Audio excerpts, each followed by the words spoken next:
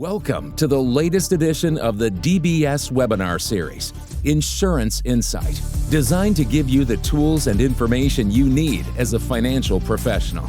Sit back as we tackle the hottest topics in life insurance, breaking industry news, and leading sales ideas to help you better understand the products and services that will help you help your clients. Now, here's your host, Kurt Fasen, Executive Vice President of Sales and Marketing. Hello.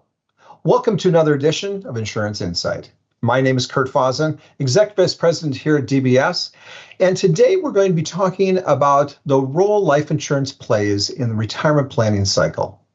And to help us dig into this topic just a little bit more, I've asked Mike Coyle, Sales Vice President at Lincoln Financial, to join us today. He'll be helping us to take a closer look at assets and the taxation associated with each of them. Mike, welcome, and I think you have an important message to start out this morning with.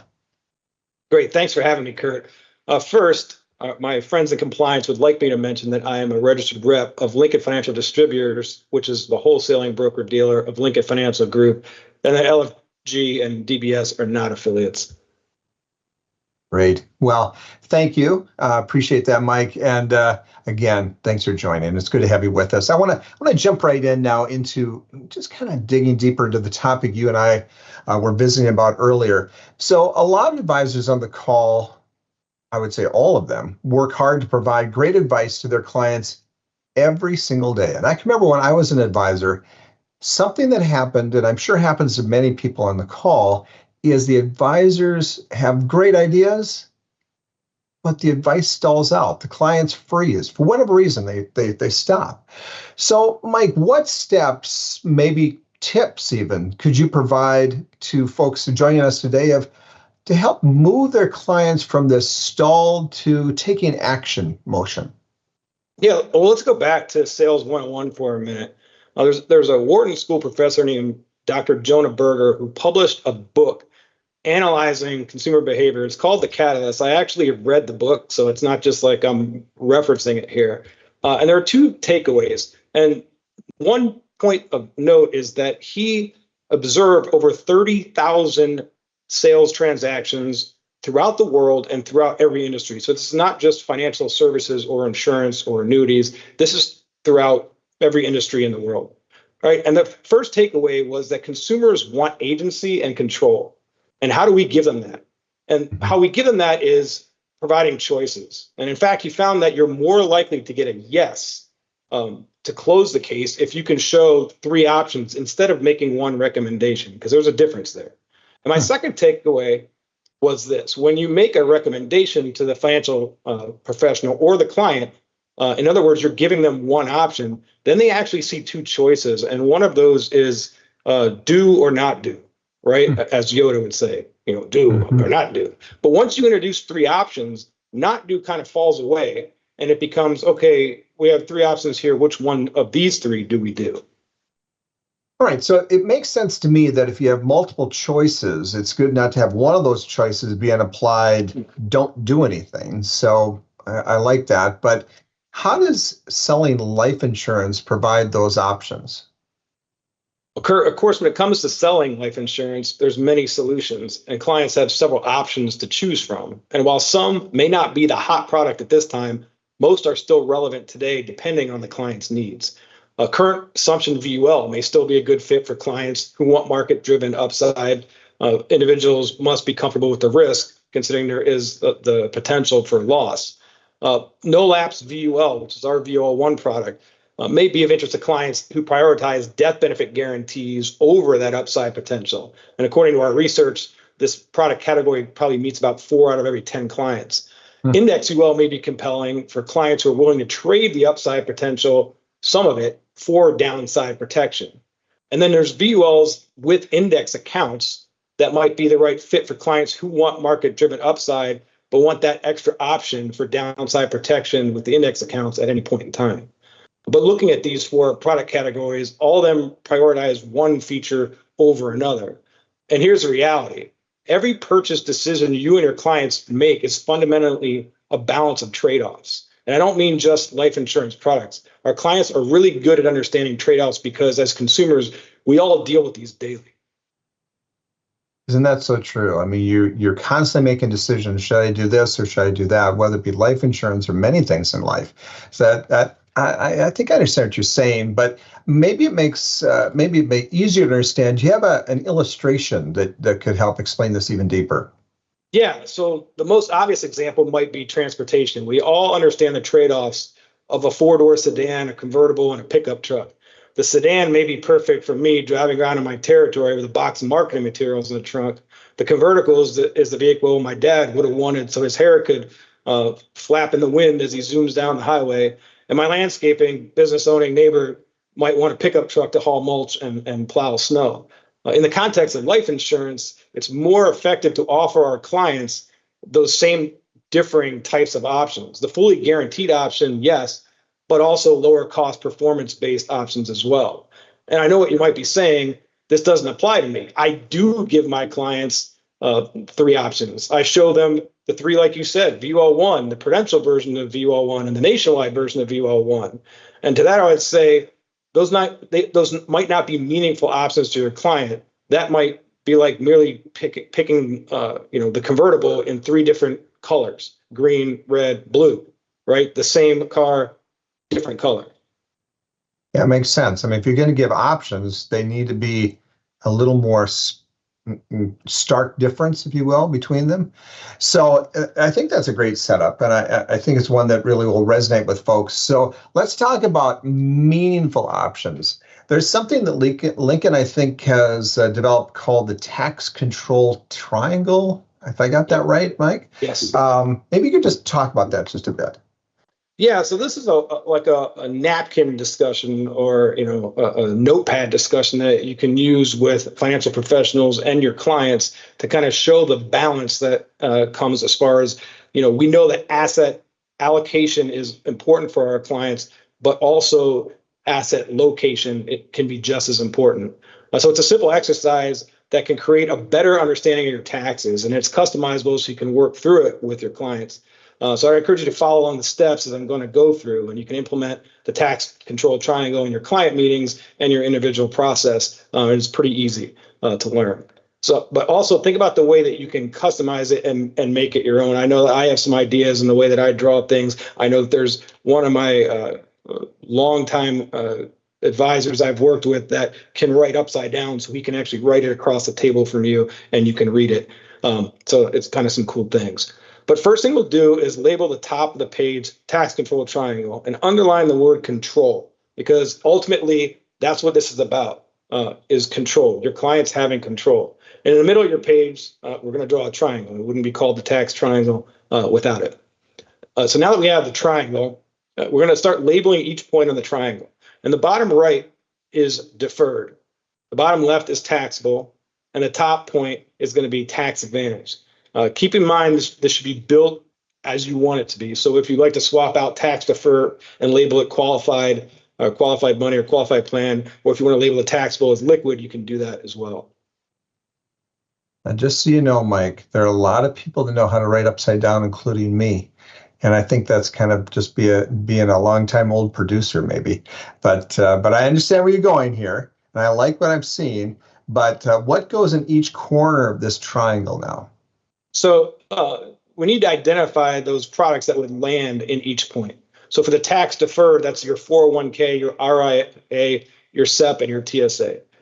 For the taxable, it's stocks, CDs, checking, savings. And for the tax advantage, Roth, IRA, Muni, 529 plans, and cash value life insurance. And I always stress the cash value life insurance because most consumers out there do not realize that life insurance actually is in that tax advantage category.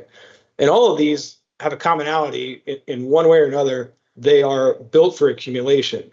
Where we begin to see the difference is when we start talking about taxes. And the first part of that is how it's funded. So the tax deferred or qualified is funded with pre-tax dollars. The taxable and the tax advantage are each funded with after-tax dollars.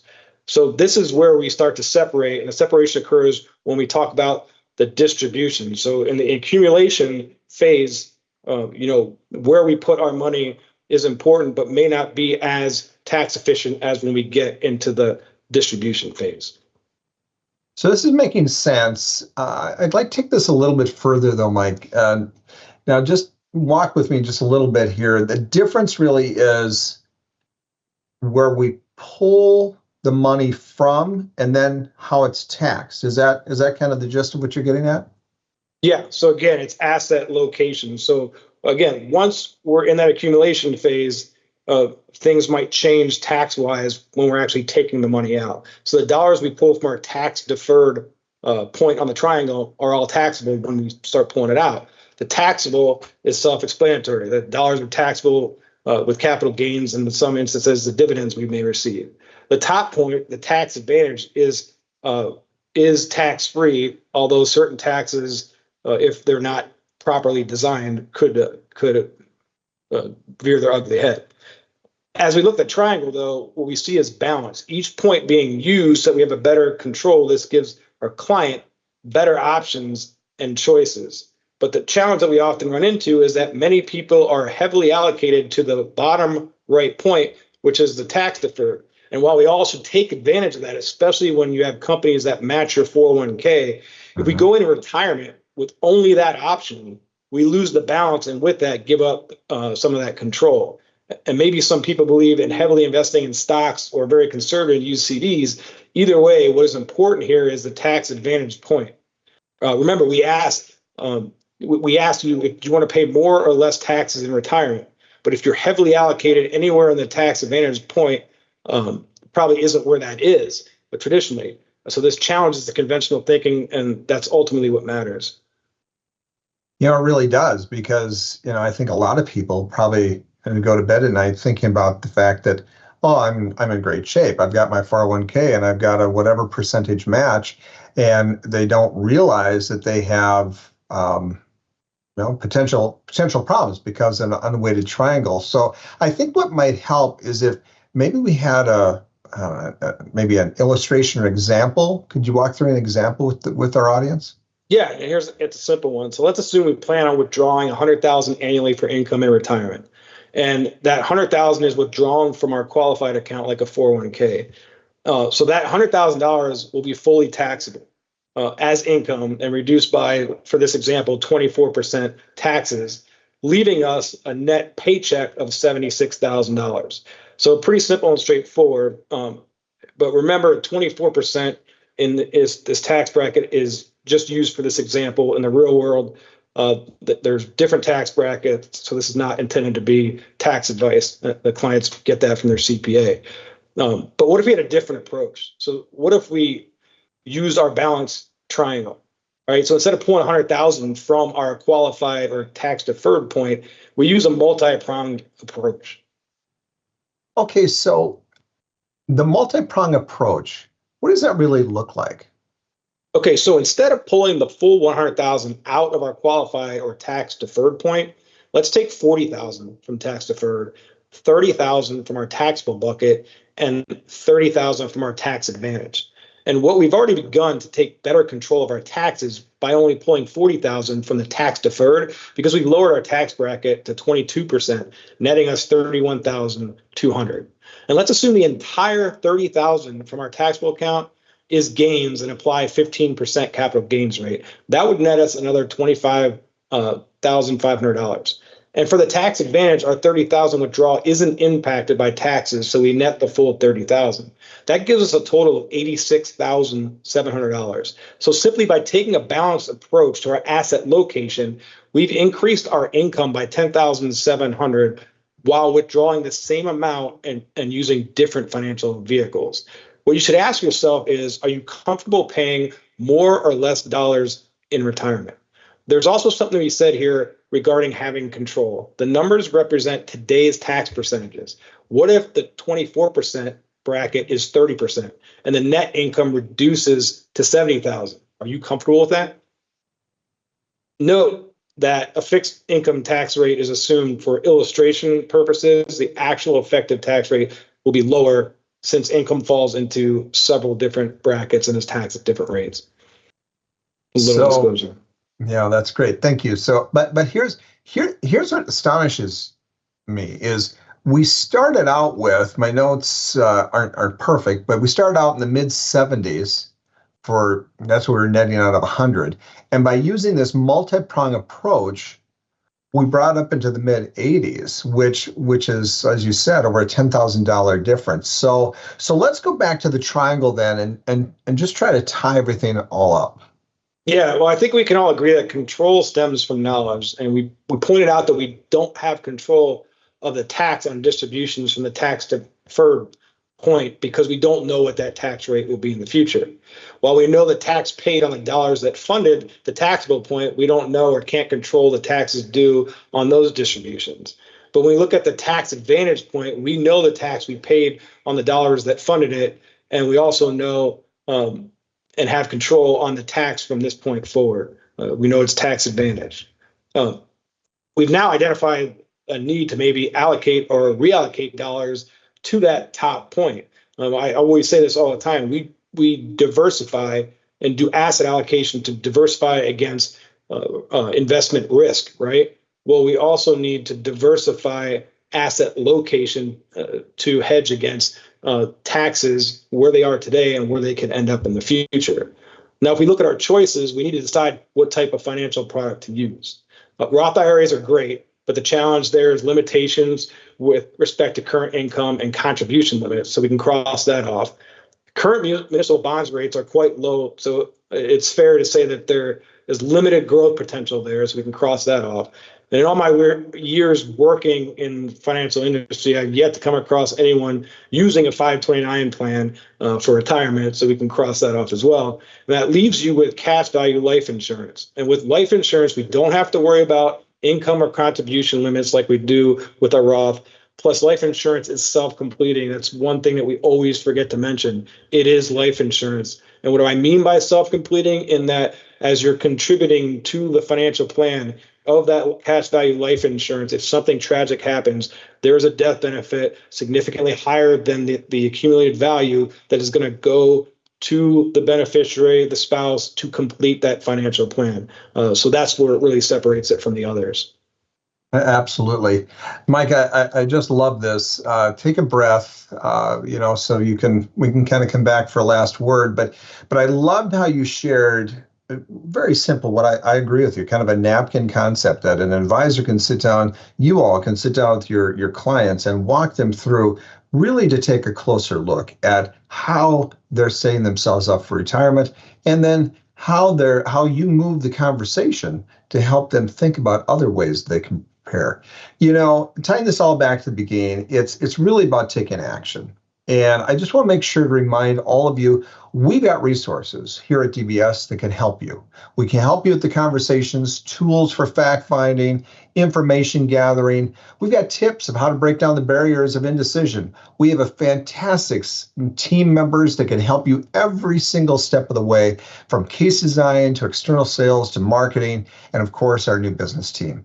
I encourage you all to take a look. Here's our website, and just take a look at our website and reach out to us. We're more than happy to help. All right, let's go to our guest one more time. Mike, thanks so much for being here today. Any final words for our audience? Yeah, it's showing the living benefits of cash value life insurance.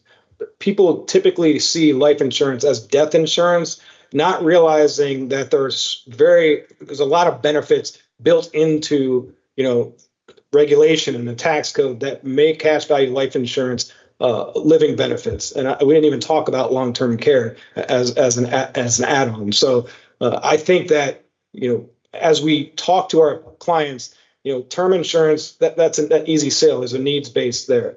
But digging deeper, into the financial plan of our customers, I believe it's our job to create and grow wealth, but also protect it from something tragic, and also protect it from, the IRS and taxes.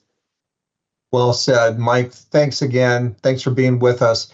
And thank you, each of you, for being with us today. We're so happy for your partnership and for your attention today. We hope we can help you along the way. And until next time, we look forward to seeing you again. Until then, be well, take care, be safe, everyone.